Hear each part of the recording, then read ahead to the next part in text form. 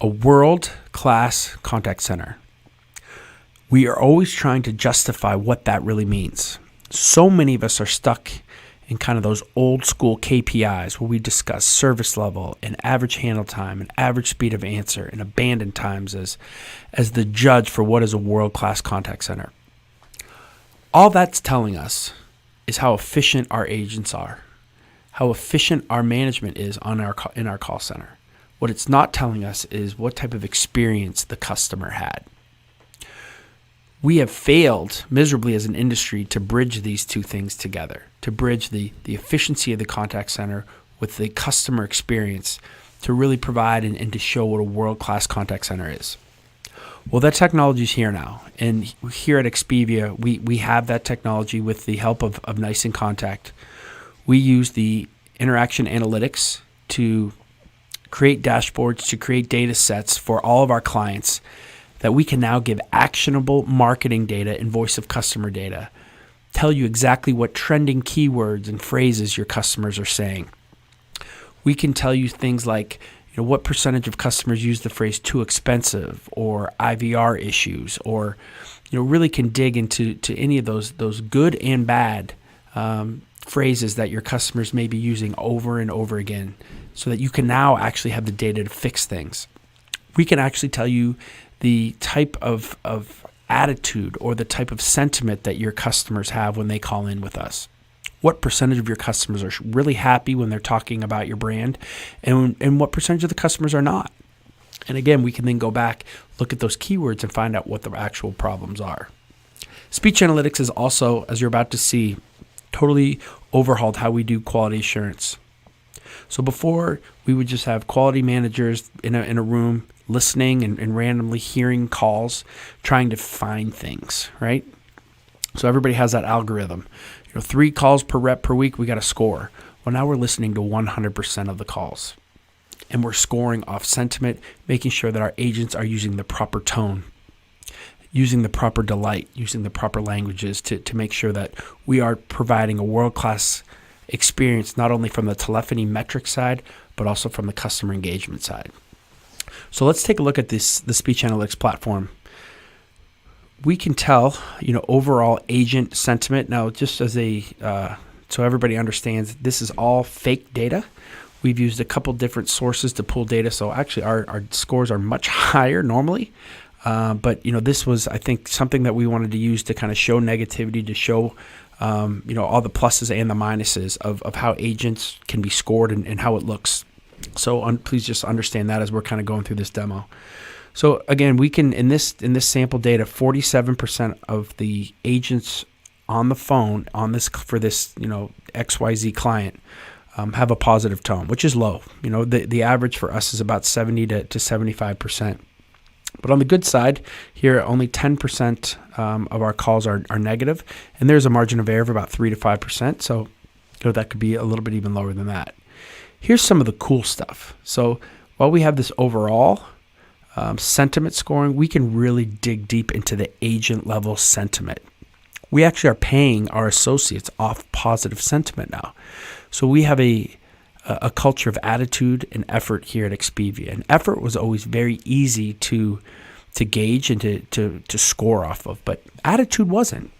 And now, through our sentiment scoring, we can actually pay our associates more for being polite, being kind, being delightful, having a smile in their voice while they're on the phone, which is pretty awesome. So let's look at some of the things that we can do from the agent side. Now there's a ton of things we can do here, but I think these are the ones that kind of stand out to anybody who's looking at this for the first time. So the name of this widget is End Positive. So these are the number of calls that one of your customers called in, hypothetically, with a negative or a non-positive sentiment score. So they were ticked, right? They were not happy when they called in. There was a tone in their voice. There was words that they were using that showed that they were not happy. And these are the percentage of calls and the reps that were able to turn these calls around and turn a negative customer into a positive customer, somebody who's now a little bit more loyal to your brand by the end of the call. On the flip side of this, luckily we have much more a higher amount of calls that ended positive than calls that ended negative. So these were customers that called in positive, but they ended negative. Now, sometimes we don't know what that means. Sometimes it is an agent issue that we need to fix. Other times it's, we just couldn't give them that refund that, that the business rules say we can't do. But how do we know that? Well, the cool thing is we can show all the contacts. So we can then go into all these from Jesus, and we can actually look at the calls, and we can read the transcript of the calls, and we can find out really what's happening. So another layer to make sure that anything that gets flagged negative, we're going to dig deep into it, and we're going to find out the root cause of what happened. Again, we can look at things based on the linguistics of the analytics, and also, kind of the tone and how things end up with how many agents are resolving issues, right? In this case, how many are not and have unresolved calls. And we can then, again, drill down into those. And looking at overall negative sentiment for agents and overall positive sentiment for agents. So again, we can do a lot when it comes to monitoring the tone of every agent, having every client that is out there be very comfortable, because every single week you're going to get a report that's going to show actual agent sentiment and how well we're discussing and talking to your customers. One of the things that we can do that we'll get into the other dash here is we can then look at what people are talking about. These are trending keywords and phrases that we can look at. So we can look at things like pull them out by sentiment. So these blue are positive. So they're using these words in a positive tone. These are more of a mixed, and then the red obviously is negative. So there's a negative connotation right here around renewal. And then again, we can dig deep into that by show the contacts, or we can actually look at all the words that were said and use that as a filter as well. The other really cool thing is we can look at different frustration categories. So for this, we'll just look at the agents. Let's go back to the agents. And we can see what percentage of customers or of agents have calls that are frustrating, or there's a piece of the call that the agent has frustrated the customer. So again, these are training issues. Luckily for us, these are all in this sample are all really small. So we can really, kind of drill down really into the agent level as well. And we can also look at what categories, and we'll look at this a little bit on the other dashboard of what categories have frustrated contacts. Now, we see this a lot. Patron is appreciative, because a lot of times a customer is frustrated when they call in, and our reps help them. So the higher that this patron appreciative with frustrated contacts is actually a good number for us, which we found out through some trial and error and trying to figure that out. So as you can see from an agent standpoint, you can always feel comfortable with how we're talking to your customers, the type of tone that we're using with your customers. The other kind of aspect of this that we can dig into as well is looking at more of the marketing side, right? And looking at not so much the agent side, but looking at your customer side and what your actual customers are saying. So now we just looked at what our agent sentiment was, right? Now in this example, we're going to look at what the client sentiment is.